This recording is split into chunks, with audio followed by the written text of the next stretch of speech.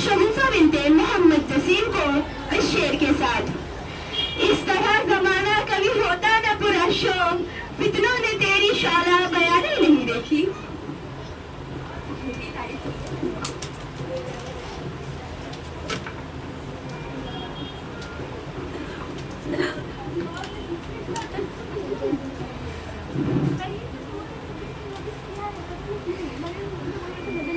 الحمدللہ رب العالمین والصلاة والسلام علی سید الامین ورسول رب العالمین وآلہ واصحابہ اجمعین، اما بعد۔ حضرات و خواتین، آئیے افتتاح بخاری کے اس بزم پر بہار میں آپ کے روبرو مشہور زمانہ کتاب بخاری شریف کی اہمیت و افادیت پر کچھ کلام کی جسارت کر رہی ہوں۔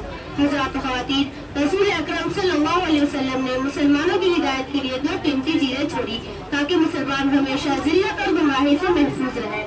ان 2 چیزوں میں سے اللہ تعالیٰ کی کتاب قرآن مجید ہے اور دوسری چیز سنت رسول اللہ صلی اللہ علیہ وسلم کے اصحاب اور سنن و سیرت ہے۔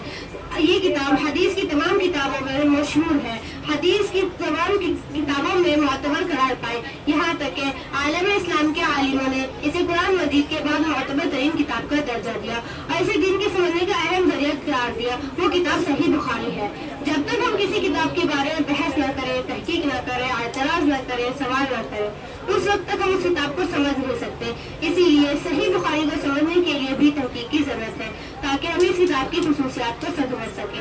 آج کی تقریر میں کوشش کروں گی کہ یہ صحیح بخاری کے علمی معیار کو جان سکیں اور اس کتاب کی فکری اور دینی حیثیت معلوم کر سکیں اور پتہ لگا سکیں کہ اس کتاب نے سنت رسول اللہ صلی اللہ علیہ وسلم کی کس حد تک خدمت کی ہے۔ سامعین و سامعات، یہ کتاب حدیثی کتابوں میں سب سے زیادہ مشہور ہے۔ حدیث کی درجنوں کتاب میں صحیح ستہ کو افضلیت حاصل ہے اور صحیح ستہ میں سے صحیح بخاری کا مقام اول نمبر پر ہے۔ صحیح بخاری میں موجود احادیث کو 9 ابواب میں تقسیم کیا گیا ہے۔ موضوع کے لحاظ سے ان ابواب میں رکھا گیا ہے: بدء الوحی، الایمان، العلم، الوضوء، الغسل، الحیض، الصلاۃ۔ کتاب کے دوسرے، تیسرے اور چوتھے حصے میں فقہی ابواب کو جگہ دی ہے۔ بخاری نے کتاب کے 5ویں باب میں مناقب کو بیان کیا ہے اور چھٹے باب میں قرآن کی تفسیر اور 7ویں باب میں کچھ فقہی مسائل جیسے نکاح، طلاق اور 8ویں باب میں دعا کے متعلق تفسیر اور کچھ فقہی مسائل کے ساتھ بیان کیا۔ کتاب کے آخری میں منامات، فتن، اخبار احاد، اعتصام، کتاب و سنت اور توحید، ان عناوین کو بہترین خاتمے کے عنوان سے ذکر کیا۔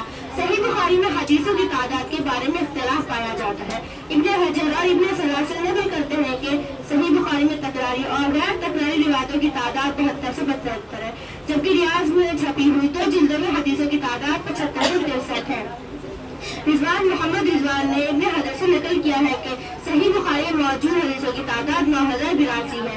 صحیح بخاری میں آدھی سے زیادہ روایتیں تکراری ہیں۔ اس بنا پر غیر تکراری روایتوں کی تعداد 4000 ہے۔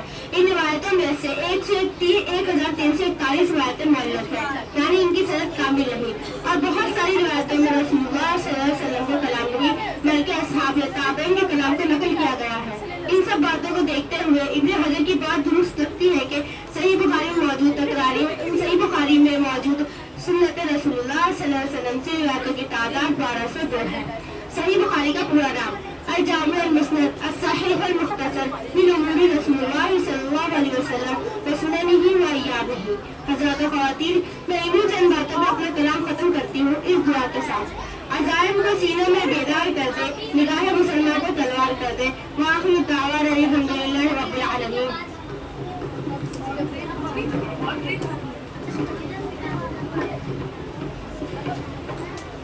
ماشاءاللہ، جزاک اللہ کے چشمم باز کر دی، مرابا جانے جا ہمراز کر دی۔ سامعین و سامعات، آئیے پھر میں آپ کو میدان خطابت کی سیر کراتی ہوں۔ بخاری شریف کی خصوصیت و اہمیت کے عنوان پر زحمت کلام دیتی ہوں خدیجہ بنت محمد زاہد کو اس شعر کے ساتھ: ساقی شراب جامو سبھی مطلب و بہار، سب آ گئے بس آپ کے آنے کی دیر ہے۔